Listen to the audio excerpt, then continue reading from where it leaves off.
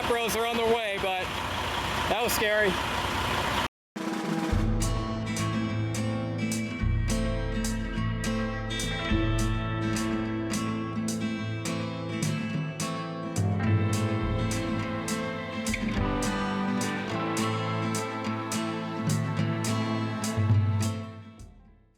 Welcome back to Trucking the 7 Seas. This is episode number 96, and in this episode, we're going to go over weeks 17 through 19.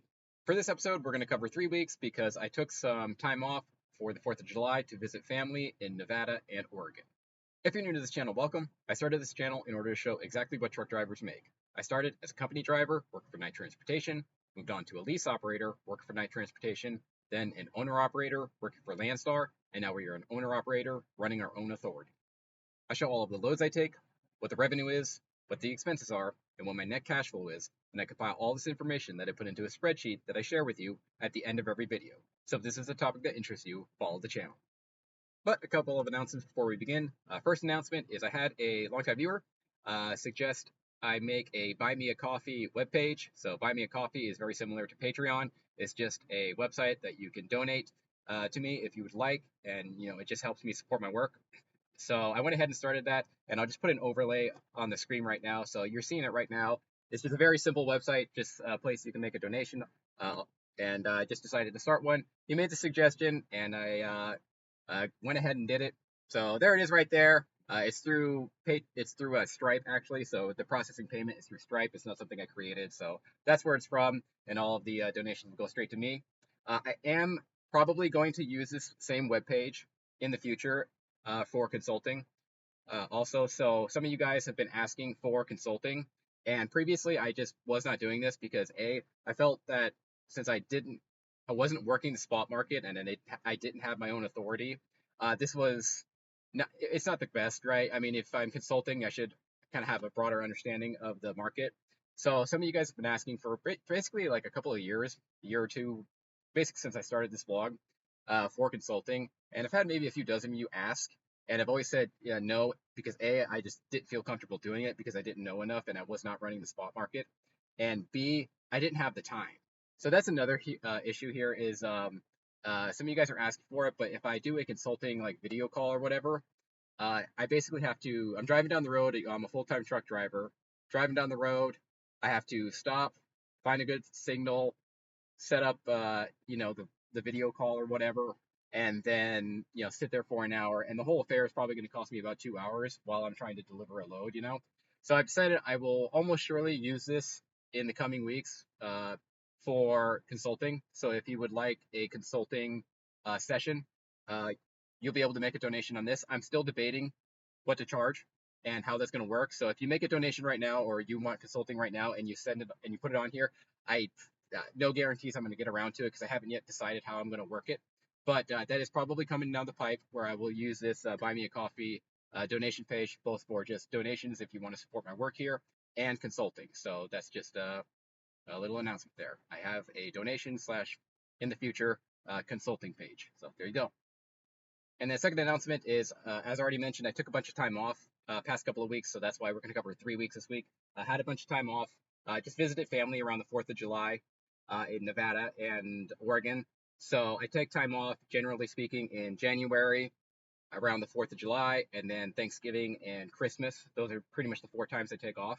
So now that I've taken off the July break, I guess, I'm pretty much intending to run all the way until Thanksgiving. So basically it's July 12th right now, and I'm not planning on stopping until sometime in November. So we're going to really hit the road now. Took some time off.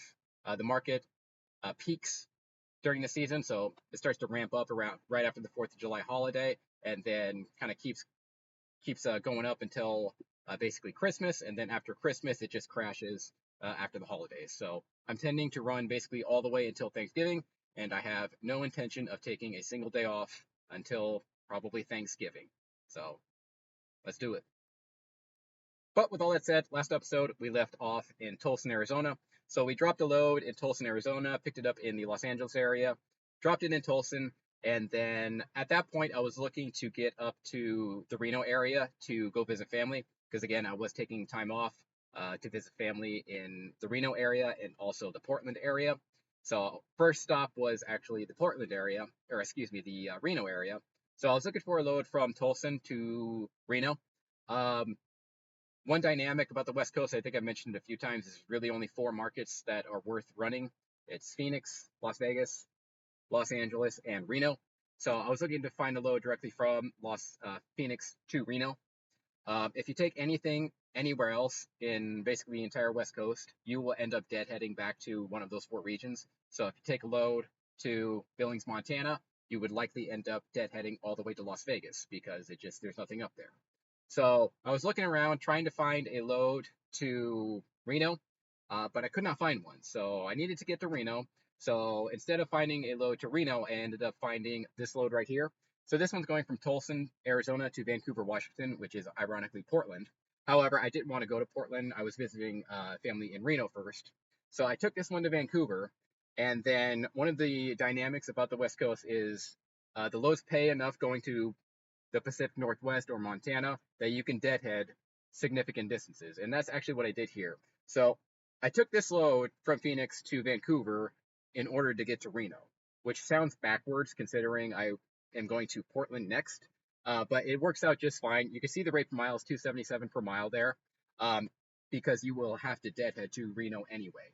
So that's what I did. So I ended up taking this load from Phoenix to Vancouver and then deadheading all the way to Reno. And if you're on the East Coast or you're running the Midwest or Texas or whatever, that sounds insane to deadhead like 400 miles. However, it works out because the loads going to the Pacific Northwest or Idaho or Montana or Wyoming pay so good. So that's what I ended up doing. So I booked this load from Tulsa, which is Phoenix, to Vancouver, and then I deadheaded down to Reno, and that's when I took some time off. But for the time being, let's go to Vancouver.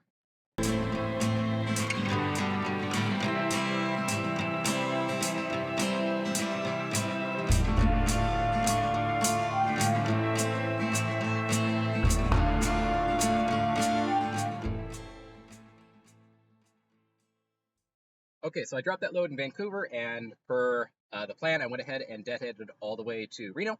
So that's what I did, dropped it, and then deadheaded all the way to Reno. Now, I did look for a load out of Portland, and there really weren't any. I think there was maybe one or two that could have got me generally to the area I wanted to go to, but again, it paid like 90 cents per mile, and it's just not worth your time. It is totally fine on the West Coast to deadhead out of these dead regions, such as the Pacific Northwest, or Idaho or Montana, and just go to Reno, Las Vegas, Phoenix, or Los Angeles, depending on where you are. So it's totally fine. And that's what I did here. Deadheaded all the way to Reno. And then once I was in Reno, I took a few days off. So then after I took a few days off, I was looking then to get up to the Portland area to visit family up there. So looking for a load anywhere basically in the Pacific Northwest from basically Eugene to Seattle would have been fine, and then I could just kind of deadhead to where I needed to go. So I was looking around, and I ended up finding this load right here. So this one's going from Sparks, Nevada to Eugene, Oregon. You'll notice the pay is $4.22 per mile, which is pretty decent. The reason why it was actually very decent, because you're going to have to deadhead back, and that's just, that is the way it is. So found this one, worked out fine, got me to where I needed to go. It was maybe 100 miles south of Portland, but that's okay. So found this load, booked it, and then we're headed to Eugene, Oregon. Let's go.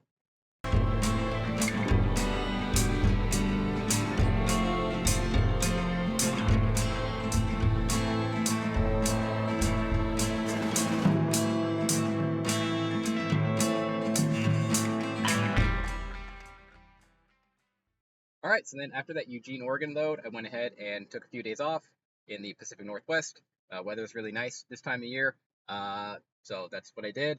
Had a good 4th of July, blew off some fireworks, and just visited family up there. So that was good. But then after that, I was basically done taking time off. So took time off in the Reno area, about 3 or 4 days, and then I took time off in Portland area, again about 3 or 4 days. And now we're looking to run. So first thing I did after I got done taking time off, you guessed it, I deadheaded right back to Reno. So there's nothing up there. This is the Pacific Northwest. It is a dead market. You can maybe find something out of there, but it's going to pay like trash. So it's better to just simply deadhead to Reno from this location. And there's a lot of dynamics like that. If you drop something, say in Salt Lake, best course of action is just to deadhead straight to Las Vegas and do that sort of running. So that's what I did. Got done with my time off, deadheaded straight to Reno. Started looking around. There were a handful of loads popping here and there, but looked around, looking to get to basically anywhere east, Midwest, Texas, maybe even like Pennsylvania for the time being, and the South, anywhere in there. Basically, looking to head east is what I was looking to do. So I was looking around, and I ended up finding this load right here. So this one's going from Gabbs, Nevada to Neosho, Missouri. Gabbs, Nevada was a little ways out of Reno, so it was about 100 miles away from Reno and in the absolute middle of nowhere. So one thing Nevada is known for is its mines. It's called the Silver State for a reason. And this was a mine kind of in the middle of nowhere. So I went ahead deadheaded out there, and it was like a chemical for dog food is what it was. I don't know exactly. Apparently they put like some sort of mineral or whatever in dog food. It's sort of like salt. I'm not 100% sure what it was. Anyways, picked it up from just a mine right in the middle of smack dab nowhere, and then we're headed to Neosho, Missouri. Paid okay, got me to where I wanted to go, which was the Midwest in this instance. So I thought that was fine. Again, the deadhead is excessive because I took the load, well, I just deadheaded straight down from Eugene. But other than that, pretty decent load. And now we're going to Neosho, Missouri. Let's do it.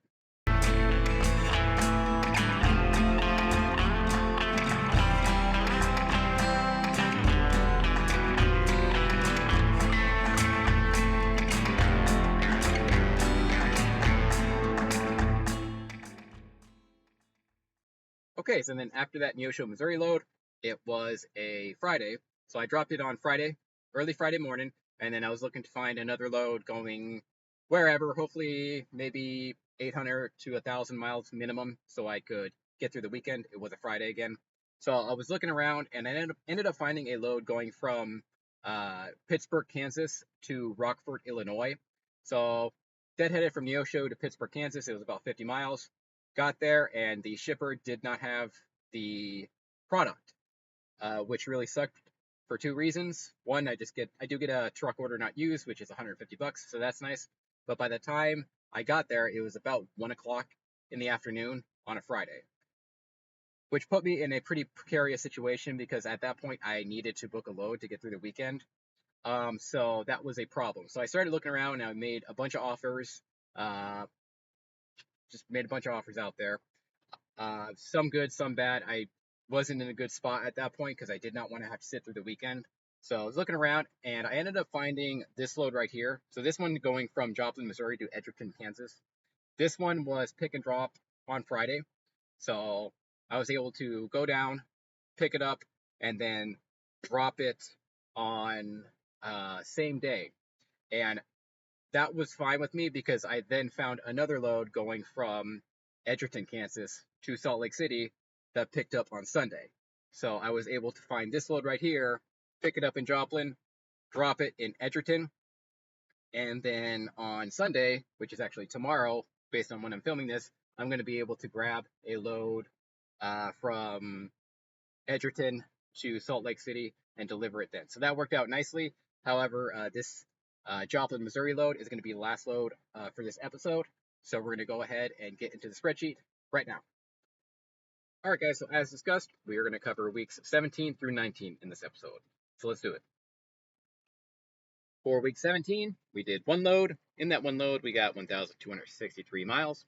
Paid a total of $3,500 at $277 per mile.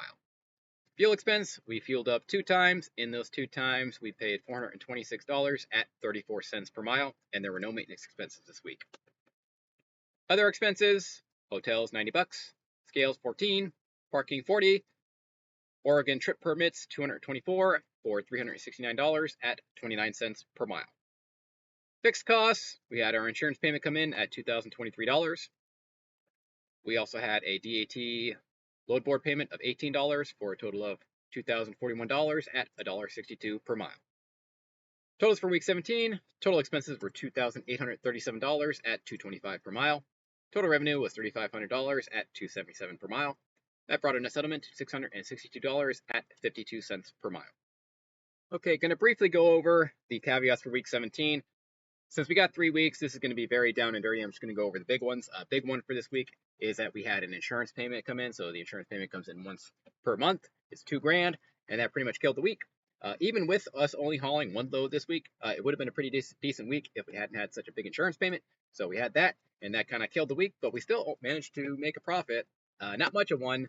So there's that. We did take a bunch of time off this week. So all in all, this could have been a lot worse, and I'm not too upset with how it went. Okay. So that is week 17. That is when I first started taking time off. Oh, I will mention I never paid the $2,000 for the Oregon trip permit. So you have to. Oregon does it really stupidly, where you have to basically cough up $2,000 and send it to the Oregon DMV for your IFTA payments. And then if you don't properly file like your IFTA payments to Oregon, they take it out of the bond. It's an entire stupid process. I'm from Oregon. I was born and raised there, and this is idiotic. If every state did this, you'd have to cough up $100,000 to start a trucking company. But that's the way they did it. I didn't actually pay this $2,000 yet. I probably will in the future. So for the time being, every time I go into Oregon, I got to get a trip permit, and that is what this fee right here is for. And there's another one coming up next week.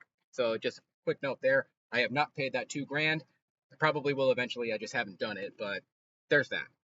So let's go ahead and move on to week 18 now. For week 18, we did one load. In that one load, we got 967 miles, paid a total of $1,800 at $1.86 per mile. Fuel expense, fueled up one time for $556 at 58 cents per mile, and there were no maintenance expenses this week.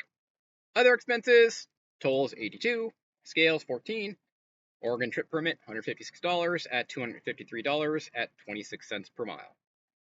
Fixed costs, email $7.20, DAT load board $149, truck stop load board $42 for a total of $198 at 20 cents per mile. Totals for week 18, total expenses of $1,008 at $1.04 per mile. Total revenue was $1,800 at $1.86 per mile. That brought a net settlement to $791 at 82 cents per mile.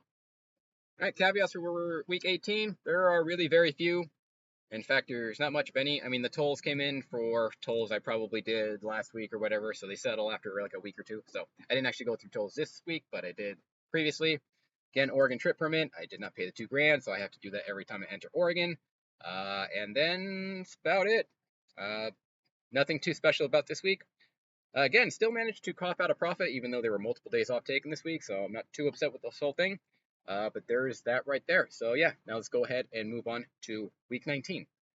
However, before I move on to week 19, one thing I did forget to mention, while I was running from Joplin, Missouri to Edgerton, Kansas, yeah, I think it was that run, I blew my steer tire. So I was driving down the road, and a trailer, like a Ford F-150, hauling like a little, trailer that you'd put like motorcycles on, dropped a bolt. It dropped a bolt, and it was kind of a long one. It was about that big. I could see the bolt, and it started hopping, and I saw it, and like, how, I guess, how do I got to do this? It kind of took like a bit of an angled approach, right? So it didn't hop like straight. It hopped like a football, right? Where you go boing, boing, boing, boing like this. So I started to swerve to avoid it because I did not want to run that over. But as I was swerving like this, it began swerving, the exact same way. And it was hopping like a football, so it was very difficult for me to gauge where it was. And I hit it. I hit it with my passenger steer tire. And I knew I hit it, but it didn't pop my tire. So I was like, oh, crap, okay. So I kept going, and that was in Kansas City. So no, it was actually the Gabbs, Nevada to Neosho, Missouri load that this happened on. I was almost in, I was close to Neosho. I was just past Kansas City. So what happened in Kansas City, kept driving, it did not pop my tire. Kept driving, and I should have stopped, and I should have looked at it. I got outside the city, so there were a couple of truck stops, and my mistake for not stopping and looking. I don't know if I would have seen anything. I don't know. It wasn't, the bolt was not like inside my tire, I don't think. So I probably may have not even seen anything anyway. However, as I got past Kansas City, kind of in the middle of nowhere, kind of in the farmland, my steer tire blew. And first off, I did not get it on camera. I tried to find it on camera, and my loop record wasn't working. So I have a dash cam. You guys see it on the beginning and the end. But when I looked at it on this event, which was a huge event, it didn't record. So I was very upset with that. I did get this video though. All right, just blew that on the freeway. That was my first steer tire blowout. So got it off the road safely. Sitting on the side of the road right now. Just called Sapros. They're on their way, but that was scary. Yeah, so blew my steer tire. I was in the right-hand lane, and it veered to the right. And I see why sometimes when these steer tires blow, guys just completely lose control of their vehicles. When that thing blew, it pulled like a motherfucker. It pulled so hard. And I was going, I think 70, which was the speed limit. I was just cruising at 70, the speed limit. No issues. Again, I should have looked at the tire after I hit that thing, but I didn't. Whoops. Managed to get it off the road with absolutely no issues. But that was pretty scary. I'm not gonna lie, because it pulled. It pulled hard. I mean, I was going like this, but my truck was going like that. So big shoulder. I was on the freeway. There was nobody around me, and I did manage to not take it into the ditch. So that is very scary, and just a lesson there. If I hit something with a steer tire, I absolutely need to check it pretty much immediately. Now, I couldn't check it immediately because I was inside Kansas City, and there's no place to stop. But I should have checked it at the next truck stop. I think I got like 20 minutes down the road after hitting that before it blew. Again, I really wish I would have caught it on camera, but my dash cam was actually malfunctioning, and I didn't realize it. So that sucked a lot. But that was very scary. It blew. I got over. It happened right next to an exit, so I just got all the way over on the exit. I was pretty far off the road and called emergency repair. So yeah, that sucked a lot. However, yeah, that sucked a lot. Took them a few hours to get fixed, so it wasn't too bad, but I did get paid $1,500 for that. And just a lesson there, make sure you properly look at your tire if you hit something like that, because that was a rough one. But yeah, that happened. So there you go. All right, week 19. For week 19, we did 2 loads and we got a truck order not used. Paid a total of $3,850 at $1.58 per mile. Fuel expense, we fueled up 3 times for a total of $1,312 at 54 cents per mile. Maintenance expense, so we had a Freightliner shop do a PM on our truck, and then we had our steer blowout for $1,500 for a total of $2,575 at $1.05 per mile. Other expenses, scales 14. Our 2290 was due for $550 at $560 at 23 cents per mile. Fixed costs, APU payment came in for $418. OmniTrack's payment came in for $37 for a total of $455 at 19 cents per mile. Totals for week 19, total expenses were $4,907 at $2.01 per mile. Total revenue was $3,850 at $1.58 per mile. That brought our net settlement to negative $1,057 at negative 43 cents per mile. Okay, so caveats here. Well, biggest ones are the PM and the blowout. So when I was in Eugene, I did forget to mention I dropped it at a Freightliner and had them do a proper PM on it. The reason why I did this was because I wanted just to drop the truck off. I wanted to have a safe place to park the truck while I went and visited family in Portland, and I needed the PM, and I wanted a mechanic who would just move the thing around while I was gone, so I didn't have to.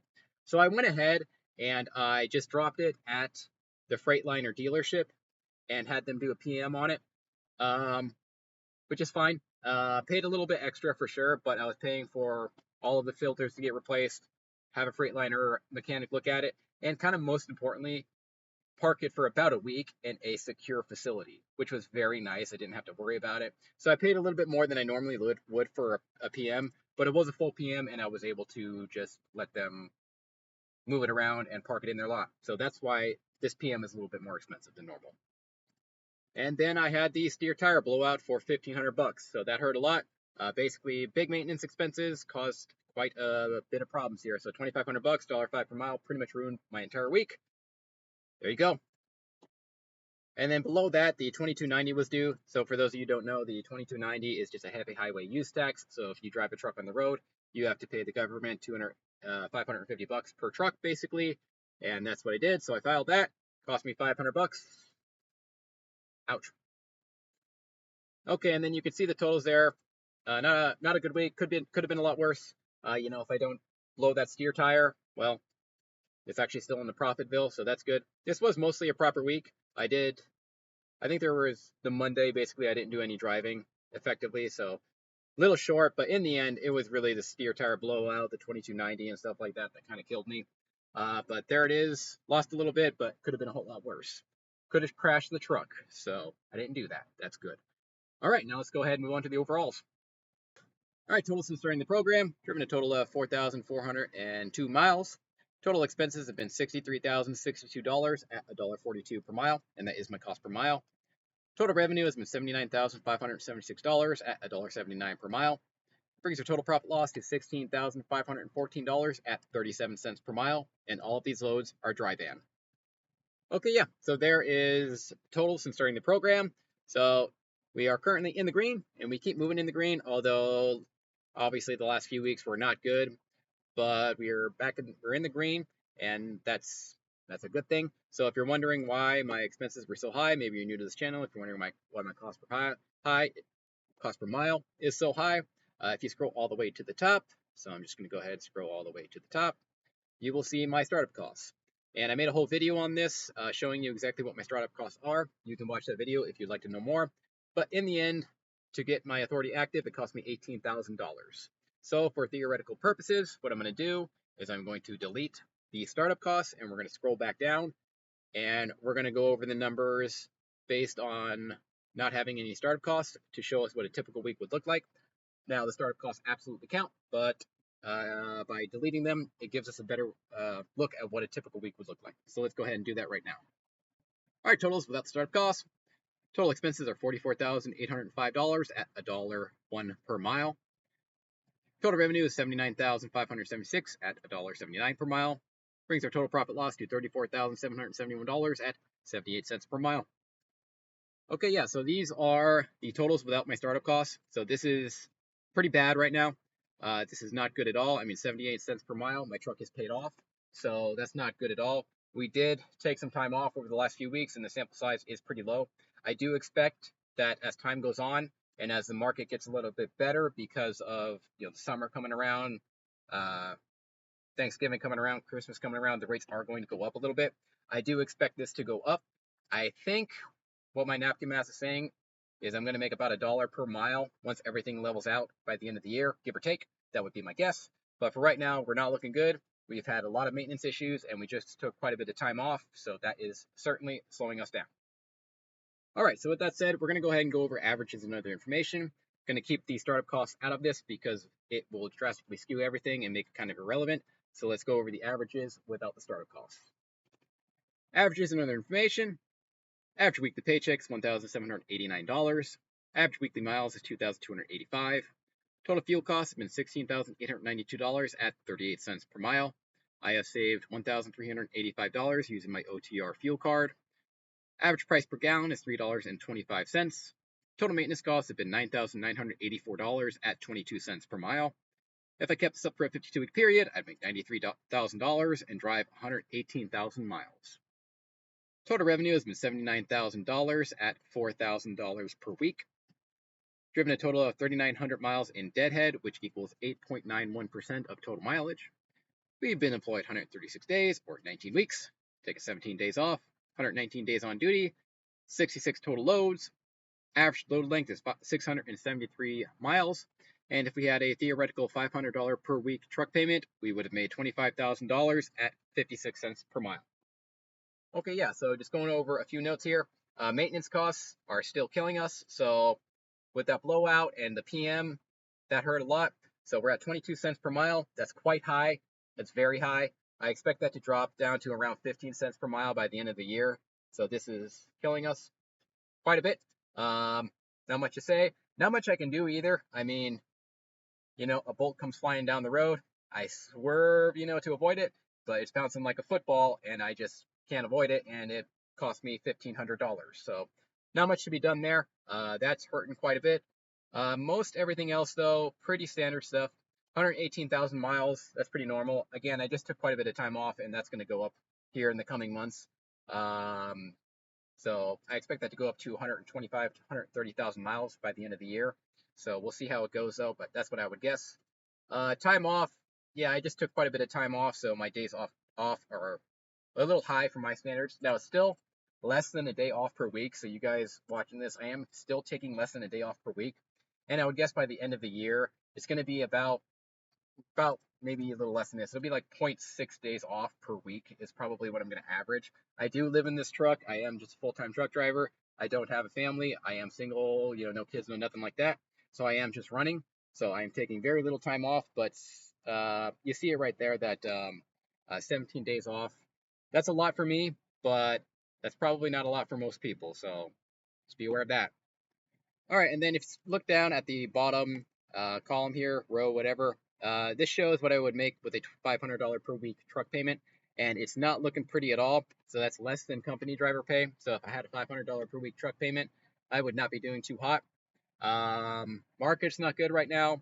I've had excessive maintenance issues, which have cost me both time and money. And yeah, so that's going on there. I do expect all of these numbers again to start increasing from this point going forward. I have no intention of taking a day off for quite a while. It is turning summer, the market's improving, and I expect everything to start going up from here. Hopefully these maintenance issues stop getting in my way, but that is what we're dealing with right now. So far, not good, but I do expect things to really start picking up at this point. So there's my totals thus far. Okay, yeah, so there is week 17 through 19. We're all caught up, so start posting a weekly video again. I took some time off, so that's why, doing 3 weeks this go around. Again, I have no intention of taking any time off to pretty much Thanksgiving. So we are going to really start rolling at this point, and hopefully these numbers start improving. Hopefully I stop popping tires, especially the steer tire, because that was scary. And yeah, other than that, I think yeah, that'll pretty much do it for this episode, guys. If you're interested in this spreadsheet or any of the other spreadsheets I've done in the past, you can find them in the About section down below. After you find them, just click File, Download, then download them to a Microsoft Excel sheet. If you need a factoring company, you might try OTR Solutions. I use them for both factoring and fueling, and they're pretty good. There's a link in the About section down below as well, so feel free to use that link. It does help me out.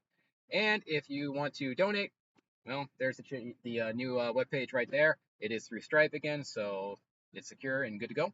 And I would greatly appreciate your guys' support. But that will pretty much do for this episode. Thank you for watching, and I'll see you in the next one.